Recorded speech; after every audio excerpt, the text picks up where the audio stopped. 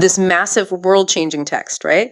You're expecting all the secrets of the universe, and the first sentence is just, well, it's just 3 disconnected syllables. No thesis, no introduction, just a puzzle. Yeah, it's basically the ultimate literary and theological curveball. Yeah. I mean, right from the jump. So welcome to today's deep dive. We're taking your sources, specifically looking at the classical commentary known as Tafsir al-Jalain, and we're unpacking the opening 2 verses of the Quran. Right, and our mission today is really to look impartially at how these opening lines actually operate, because it is just absolutely fascinating how they establish this profound mystery and then absolute authority from the very first breath. Yeah, exactly. We're examining what the text and its classical interpretation present, just really looking at the mechanics of how it commands your attention. And it really is a brilliant structural pivot. I mean, the very first verse, or ayat, is literally just 3 Arabic letters. Lam, Lam, Meem. That is it. Which is wild. Wait, if the text is supposed to be like a clear guide for life, opening with an unsolvable puzzle seems totally counterproductive. I mean, why alienate the reader on page 1? Well, in the classical tradition, these are called huruf-i muqatta'at, which basically translates to disconnected letters. And according to the commentary, the tafsir, their true meaning is known only to Allah. So it's a deliberate mystery. Exactly.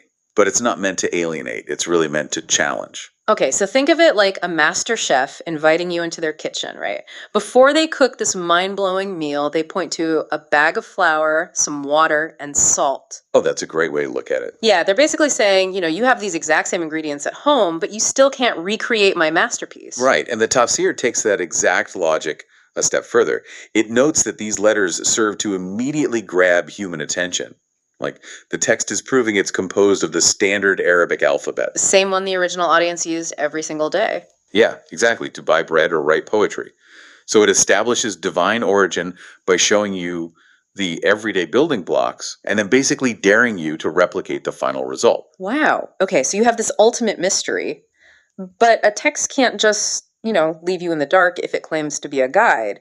So how does it pivot from something totally unknowable to actual actionable guidance? Well, it completely shifts gears in the very next breath. The second verse says, "This is the book about which there is no doubt a guidance for those conscious of Allah." Right, so you go from recognizing your own human limitation to being presented with this absolute claim of truth. Exactly.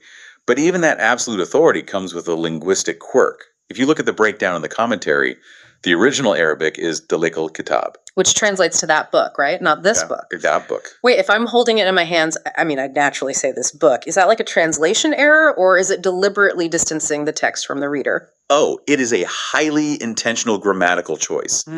In classical Arabic, referring to it as, that book elevates its majestic status. It basically places the text on a pedestal. So it's a subtle way of saying the true essence or origin of this book is high above. Right, completely elevated. It claims to be absolute truth with zero room for doubt. It demands you accept it fully. But there's a huge catch there, isn't there? Because the verse doesn't say it's guidance for everybody. It specifically says it's guidance for the mutakin. Yes, and the commentary is very strict about what the mutakin are. These are the God-conscious. Meaning those who fear God, obey his commands, and actively avoid sins. Exactly. The guidance offered here is not passive at all. It requires an active, morally conscious mindset from the reader for it to actually work as a guide. Sure. The text is literally demanding a prerequisite from you. So you can't just passively consume it like a beach read. We're looking at this really profound contrast. A text that opens with something completely unknowable, the raw flour and water of the Arabic language. Yeah, only to immediately demand absolute certainty and a strict ethical framework from you to even unlock its guidance. It is a masterclass in setting the terms of engagement. It tells the reader right away that they are not the authority in this dynamic. Which brings us back to that chef's kitchen. Right, you are handed the ingredients. You just realize you can't make the dish, so you just have to trust the recipe implicitly. But it leaves you with a really fascinating question to mull over. It really does. If a text explicitly states it only offers true guidance to those who adopt a very specific ethical mindset, like the mutakin, well, how much of understanding any profound piece of knowledge depends on the text itself versus the moral and mental framework you bring to it?